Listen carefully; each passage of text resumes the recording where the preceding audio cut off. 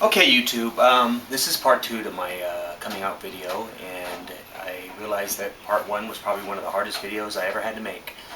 When you talk about yourself in such a personal way, it can be a little bit difficult. But reflecting on some of the comments that people had made and some of the emails people had sent me, I realized that there was a lot that I didn't answer in the video. I actually left a lot more questions than I gave answers. So I know I focused a lot on my father, but I never really told people the outcome of that. Um, what happened with me and him in the end. So basically what happened with my dad was after I came out to him, he basically disowned me, and I mentioned that in the first part of the video. What I didn't mention is me and my father never had any, we never made up after that. My father pretty much meant it. I mean, he really did disown me. I mean, it was pretty cut and dry. I actually came across my father in a Safeway one time. I was shopping there, and he was with my younger brother, and he saw me. He didn't even acknowledge me. He basically kept walking.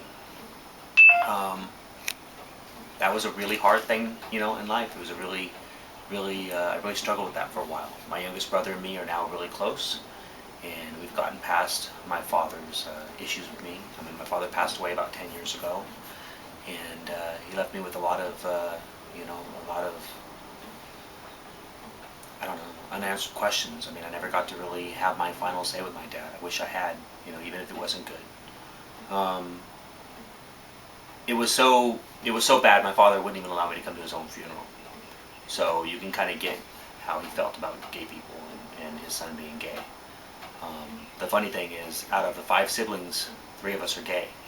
So I think that's God's way of making a funny little joke on my dad. I mean, my oldest sister's gay. The sister below her is not gay. I'm gay. The brother below me is gay, and my youngest brother isn't gay. So I think it's kind of God's way of saying, listen, lighten up. You're conservative, you're Catholic, you're living by these morals, but here's your lessons. These are your kids, and they're gay. So learn from that. It's too bad that he never did. The second thing was people asked about my mother. How was my mother's response to me being gay? I mentioned in the first part of my video that I tried to commit suicide, and I think I was probably going on 17 years old when I went to a local bridge here during a major storm, and I basically threw myself off the bridge, and I tried to drown myself. Well, I didn't drown. I woke up the next morning really soaked and miserable and muddy and alive. And I look back at that time, and that bridge is a very special place to me. And it made me realize that maybe I wasn't meant to leave this world at that time. Maybe there was more that I needed to do or learn. When I turned 18 years old, a week before I went in the U.S. Army, I took my mother back to that bridge, and I told her, Mom, I'm gay, and here's where I tried to kill myself, a year and a half ago. We cried a lot together. She cried, I cried.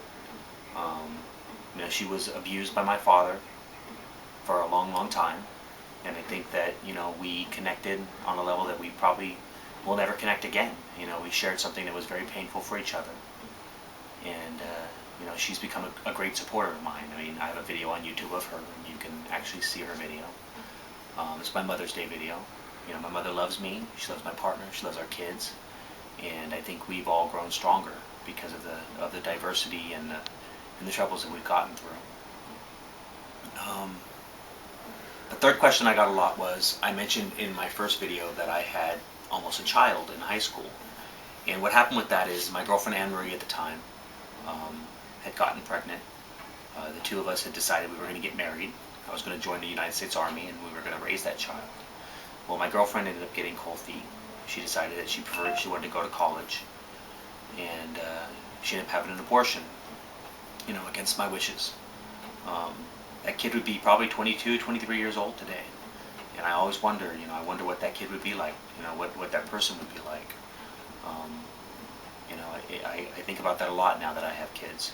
I wonder what kind of person they would have been.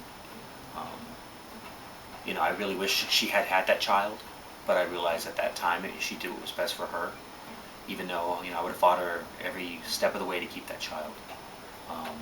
So that's a question I got a lot. I hope people, understand that I think probably one of the reasons why I'm such a great father today is because I've always wanted to be a father since high school, and I value my children.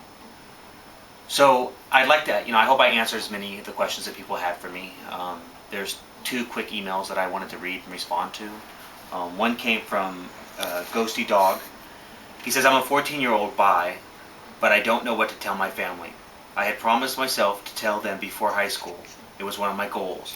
It really scares me because my mom has treated me like I'm a perfect little angel, and she's always say stay away from those gays. And I'm afraid that if I tell her because I'm not old enough to get the job, or to get a job, that she will disown me and I'll be kicked out.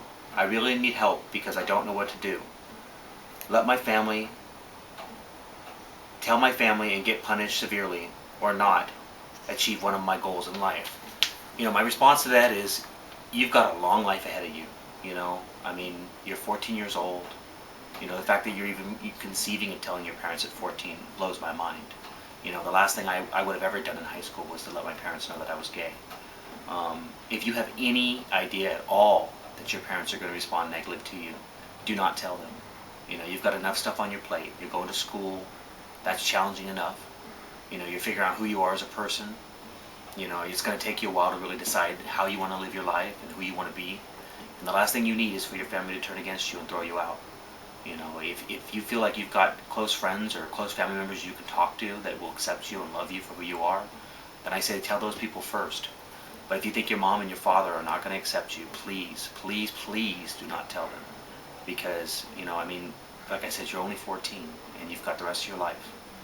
Become who you want to be first, and grow up a little bit more and take time. You've got plenty of time to decide when it's the right time to come out. The second video that moved me, or the second response that moved me a lot, was from a guy by the name of BPK8, and he said, I'm a 33-year-old male and ashamed of it.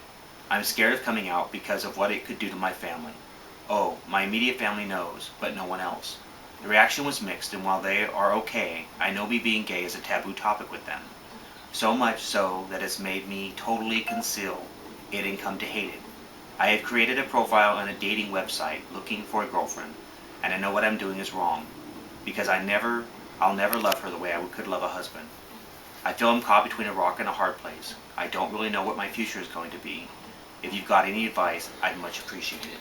My response to you is, whether you come out to all your family or not, you've got to do what's right for you. But remember, when you bring other people into your life, I hope that those people that you choose to love and you will value and appreciate, especially if you decide to start dating females just for pretend. I think you're only going to hurt yourself in the long run. You're only going to hurt the people that love you. And I think that you just got to get comfortable with who you are. You got to start understanding that you'll never truly be happy. You'll never truly have a family that loves you and appreciates you until you start loving yourself, you start appreciating who you are as a person, and the value you bring to all the people in your lives. It took me a long time to stop hating myself and to realize that, what's important in life is the people around you, your family, my kids, my partner, my mother, my brother, my sister, my friends. Those are the people that mean stuff in life, the people who really accept and value you for who you are. So to be 33 years old and hating yourself for who you are, in my mind, I think it's pointless. I think that you need to really open up, start working on who you are to you. And then you can start bringing people around you that truly love you for who you are. So to all my YouTubers, I hope I answered your questions, and I hope this video wasn't longer than it needed to be. Have a good night, and I look forward to talking to you soon.